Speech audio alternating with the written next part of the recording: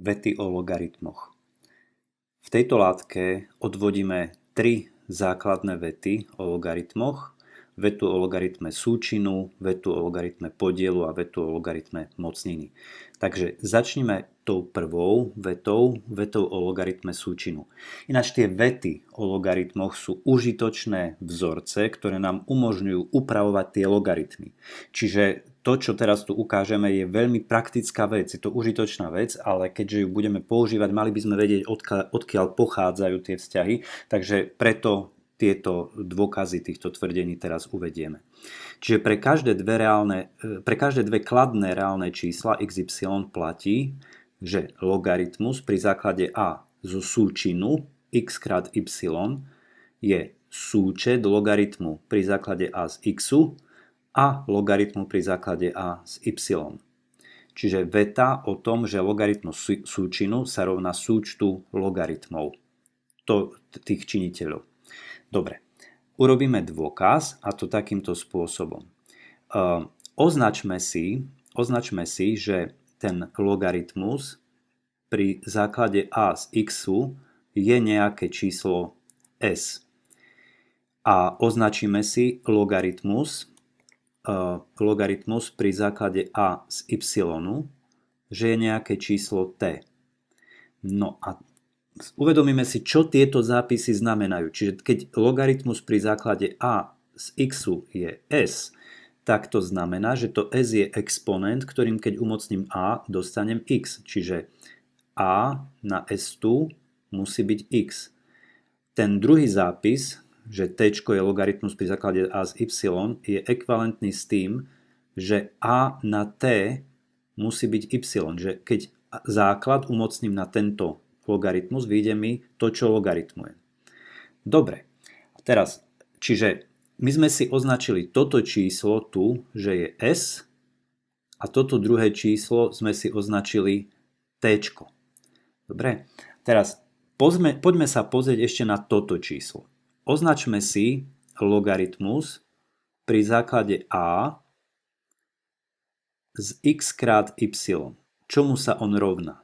Tak poďme to napísať. To sa rovná logaritmu pri základe a. A teraz za x môžeme napísať a na s2 krát a za y môžeme napísať a na t umocnené. To sa rovná, teraz ideme ďalej, to sa rovná logaritmu pri základe a z. Teraz použijem vetu o súčine dvoch mocnín s rovnakým základom. Keď mám dve mocniny s rovnakým základom, tak ich súčin je mocnina s tým istým základom, ktorej exponent je s plus t. Čiže máme teraz tú ľavú stranu, logaritmus x krát y, prepísanú do tohto tvaru. A teraz sa pýtame, že dobre, že čomu sa rovná logaritmus z a na s plus t?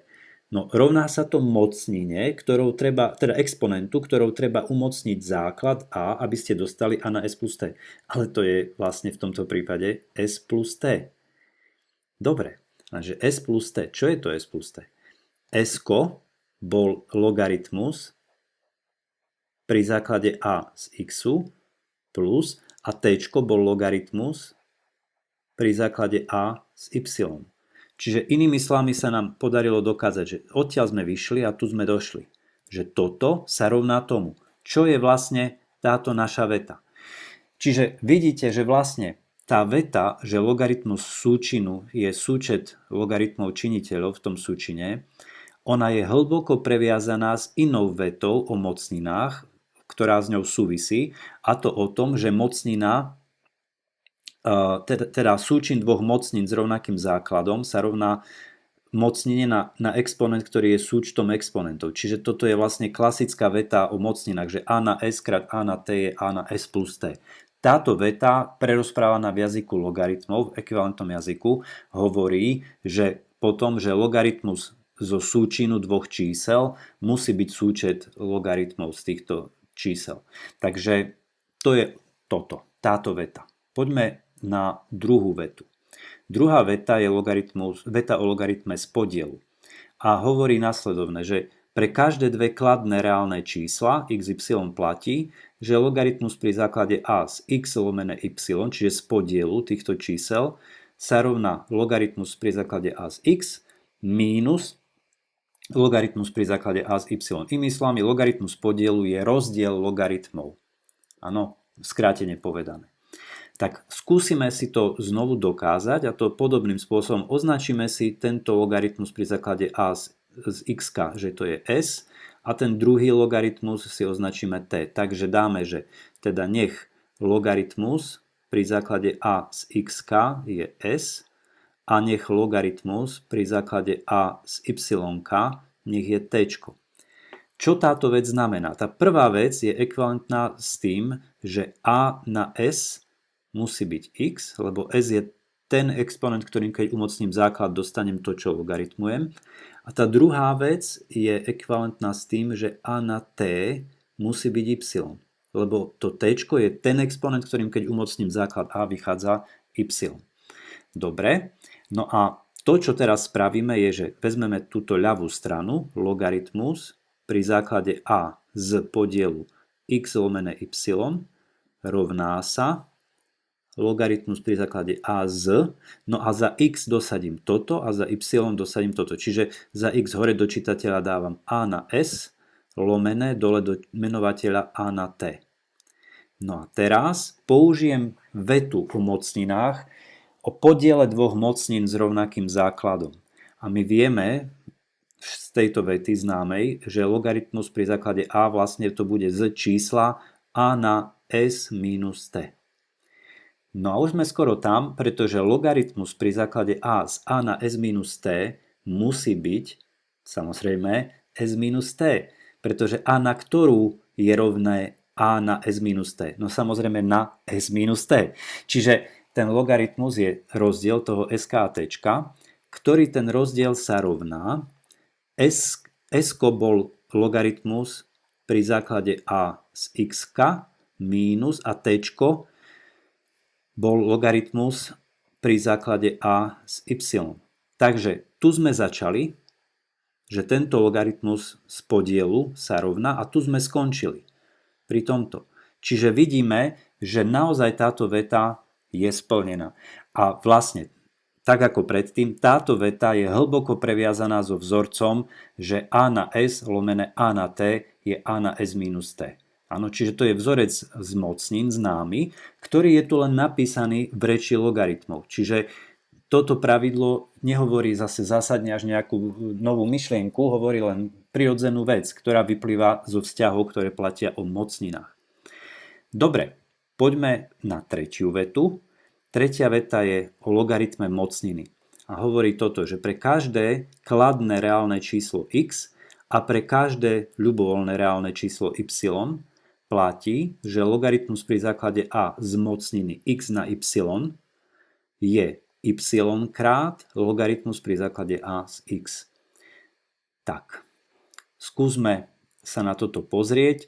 Označíme si tento tu logaritmus pri základe a z x, že nech je nejaké s. Čiže píšem logaritmus pri základe a z x nech je nejaké číslo s. Toto tvrdenie je ekvivalentné s tým, že x sa rovná a na s tu. Hej, lebo s je ten exponent, ktorý musím umocniť základ a, aby som dostal x. No a teraz prídeme a vezmeme si ľavú stranu, logaritmus, pri základe a z x na y tu. Rovná sa. A skúsime do neho za x dosadiť toto vyjadrené x. Čiže to je logaritmus pri základe a z, tak z a na s a to celé na y. Dobre, tá zatvorka vonkajšia oficiálne by mala byť asi hranatá, takže si ju zmeňme. Čiže takto by to malo vyzerať, takže to sa rovná. No a použijem ďalšiu vetu z mocnín, známu vetu o mocninách, že keď mám mocninu umocnenú na niečo, no tak to je základ na súčin s a y. Čiže to je logaritmus z a na s krát y. Dobre, no a teraz je otázka, čomu sa rovná logaritmus pri základe a z a na s krát y? No tak to musí byť samozrejme s krát y, lebo a na ktorú je a na s krát y tu? No, na ktorú? Na s krát y tu. Čiže s krát y. No a keď si teraz za to s dosadím, to s bolo logaritmus pri základe a z x, tak mi tu vychádza, že to je y krát log pri základe a z x. Čiže začali sme tu a skončili sme, že sa to rovná tomuto. Čiže to je presne to, čo sme chceli dokázať, že logaritmus z mocniny je exponent krát logaritmus toho základu tej mocniny. No, táto veta, ako ste videli, bola zase založená na súvisiacej vete o mocninách, a to konkrétne o vete, že a na s, to celé na y tu je a na s krát y. Čiže veta o mocnine mocniny.